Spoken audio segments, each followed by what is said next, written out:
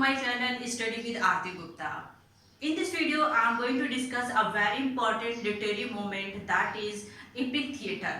Epic theatre क्या होता है? इसे लास्ट ईयर के एग्जाम में बहुत सारे क्वेश्चन पूछे गए हैं और एग्जाम के पॉइंट ऑफ व्यू से ये बहुत ही ज़्यादा इम्पॉर्टेंट है और आज हम लोग इसको बहुत ही इजी लैंग्वेज में समझेंगे अपने डेली लाइफ के एग्जांपल्स के साथ, जिससे ये काफ़ी टाइम तक हमारे लॉन्ग टर्म मेमोरी में चला जाए और हम लोगों को बहुत अच्छे से समझ में आ जाए। मैं पूरी कोशिश करूंगी कि आपको अच्छे से समझाऊं।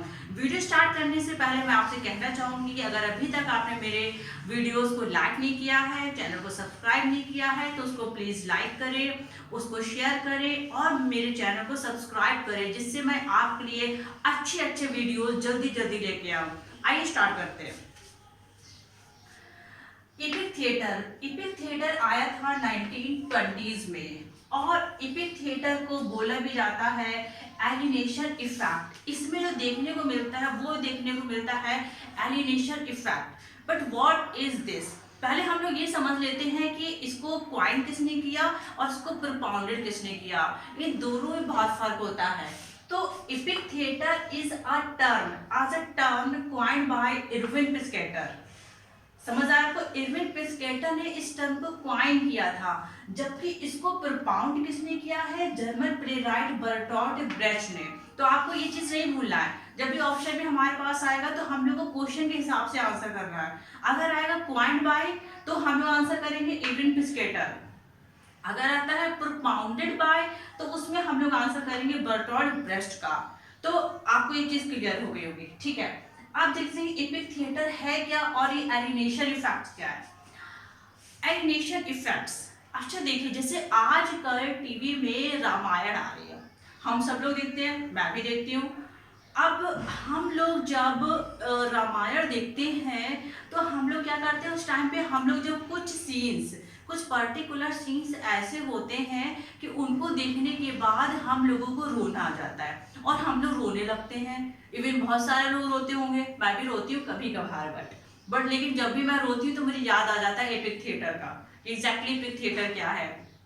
अब एपिक थिएटर एग्जैक्टली वो है जब आप रियल चीज को, जब आप किसी स्टेज परफॉर्मेंस को देखते हैं तो वहां पे आप जो भी स्टेज में परफॉर्मेंस या जो भी इवेंट चल रही होती है, उस इवेंट का आप अपने आप को पार्ट बना लेते हैं और आप उस टाइम पे अपनी रियल आइडेंटिटी को भूल जाते हैं और आपको ऐसा लगता है कि मैं उस जगह हूँ और उस चीज को फील करके वो इमोशन आपके अंदर आ जाते हैं और आप वहां पे अपनी रियल आइडेंटिटी को भूल के उस चीज में इन्वॉल्व हो जाते हैं और आप क्राई करने लगते हैं। यहाँ पे बर्टोल्ट ब्रेcht का पर्पस ये था एपिक थिएटर का कि आप जब भी स्टेज परफॉर्मेंस देखें, आप कोई प्ले देखें, तो आप उससे अपने आप को अलग रखें, एलिनेट रखें, एलिनेशन इफेक्ट आपके अंदर आना चाहिए। उस टाइम आप ये ना भूलें कि आप एग्जैक्टली क्या है। तो यही है एपिक थिएटर की सामने जो भी इवेंट चल रहा है, जो भी परफॉर्मेंस हो रही है, हम उससे अपने आप को दूर रखें। हम ये ना समझे कि हम उस जगह का पार्ट हैं। अब मैं आपको सेकंड एग्जांपल देती हूँ इसका।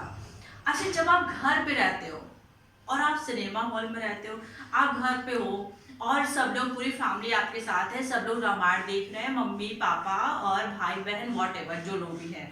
अब आप लोग सब लोग साथ में देख रहे हो, आपको इमोशन आ रहा है, आपको रोने का दिल कर रहा है, बट आप नहीं रो रहे हो।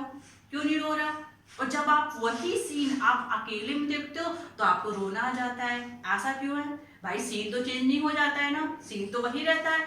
फिर ये क्या है कि कभी आपको रोना आ रहा है, कभी आपको रोना नहीं आ रहा है। तो इसके पीछे एक ये रीजन है कि जब आप सबके साथ देखते हो तो आपके इमोशंस शेयर हो जाते हैं। शेयर इन द सेंस कि अब आपने कोई भी सीन देखा तो अब आपका भाई है या बहन है या मम्मी पापा, इन्होंने कहा कि बेटा ये ला दो प्लीज, क्या कर रहे हो, लाओ रिमोट दो, जरा सब चैनल चेंज करो। तो वहां पे आपको अपनी real identity time to time पता चलती रहती है कि मैं उसका पार्ट नहीं हूँ और आप पूरी तरीके से, मैं बोलूँगा लिटरल लैंग्वेज में, आप उसमें खो नहीं पाते हो, अपने आप को इन्वॉल्व नहीं कर पाते हो। जबकि ऑन द अदर हैंड जब आप क्या करते हो, अकेले में देखते हो, तो उस टाइम आपको कोई डिस्टर्ब करने वाला नहीं होता है। आप पूरी तरीके से उसमें इतना ज़्यादा खो जाते हो कि आप अपनी रियल आइडेंटिटी भूल जाते हो और आप वहाँ पे क्राई करने लगते हो। और बर्टोल्ट ब्रेख्ट का ये कहना है कि आपको क्राई नहीं करना है, आपको हमेशा ये फील करना है कि I am not the part of this play of this event. जब आप ये सोचेंगे तो आप वहां पे क्राई नहीं करेंगे। तो ये था आपका इपिक थिएटर। अब इससे रिलेटेड अगर मैं आपको एक टर्म बताऊं तो डिफेमराइजेशन। आपको पता होगा डिफेमराइजेशन क्या होता है। अब डिफेमराइजेशन का मतलब होता है to make an ordinary things extraordinary. मतलब फैमिलियर चीज को भी आप इस तरीके से यूज करें कि वो कैसी चीज हो जाए, अनफैमिलियर हो जाए।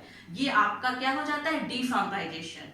ये रशियन राइटर का टर्म है, विक्टर स्लोवास्की का। ये आप सब लोगों को बहुत अच्छे से आता होगा। तो ये था आपका इपिक थिएटर।